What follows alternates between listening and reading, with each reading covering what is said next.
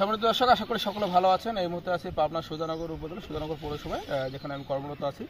তো আমাদের একজন কৃষি উদ্যোক্তা আইনুল, তো তাকে আমরা এবছর মশলা প্রকল্পের মাধ্যমে 10 শতক জমিতে আদা চাষের জন্য উদ্বুদ্ধ করছি।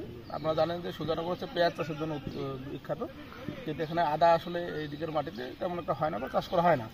তো আমরা পরীক্ষামূলকভাবে মশলা প্রকল্পের মাধ্যমে এখানে এই বস্তা মাটিতে আদা চাষ করার জন্য এখানে বাড়ি আদা 2-এর বীজ দিয়েছিলাম গত মোটামুটি 1 মাস আগে, তাই না?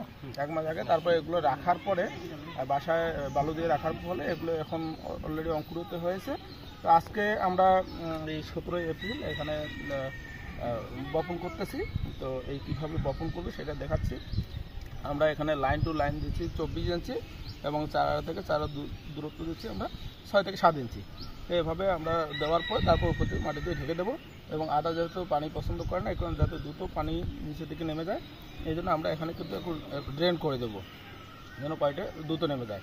আপনারা যারা এই ভিডিও দেখছেন তাদেরকে অনুরোধ করবো যে আসলে আপনারাও চাইলে কিন্তু আপনার বসত বাড়ির আশেপাশে যতটুকু জায়গা আছে আদা কিন্তু ছায়াতেও হয়।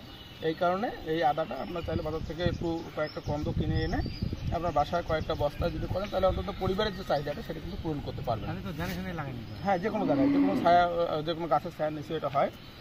এই কারণে সহজে এটা কিন্তু করতে পারবেন। এখানে আশেপাশের একজন কৃষক একজন চলে এসেছে আমাদেরকে দেখার জন্য, তাকেও পরামর্শ আছে যে এরকম কয়েকটা কন্দ নিয়ে বাসায় বস্তায় করতে পারেন, ঠিক আছে? তাহলে একটা বস্তা যদি হাফ কেজি করে হয়, 10টা বস্তাগুলো 5 কেজি, পরিবারের সারা বছরের চাহিদাটা আপনি পূরণ করতে পারবেন। তো এখন আমরা রকম করে, যেহেতু আবহাওয়া খারাপ, এইভাবে, হ্যাঁ ঠিক আছে, কন্টগুলো আলাদা করে নিয়ে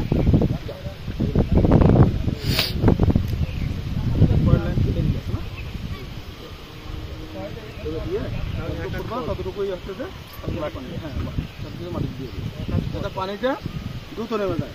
আদা পছন্দ করে না, পানি পছন্দ করে না। তারপর ঢেকে দেওয়ার পরে উপরে আমরা খড় দেবো, ঠিক আছে, যেটা পরবর্তীতে আর্দ্রতা ধরে রাখে।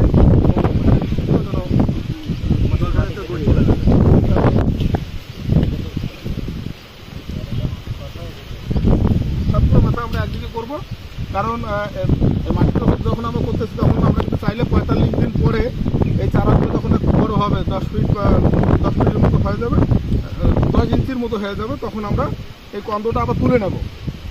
এই যে কন্দটা আছে, যখন 45 দিন পরে এই চারাটা বড় হয়ে যাবে 10 ইঞ্চি, তখন আমরা এই কন্দটা আবার তুলে নেব। তার মানে এটাও কিন্তু একটা খাওয়া ফসল বা ফ্রি ফসল।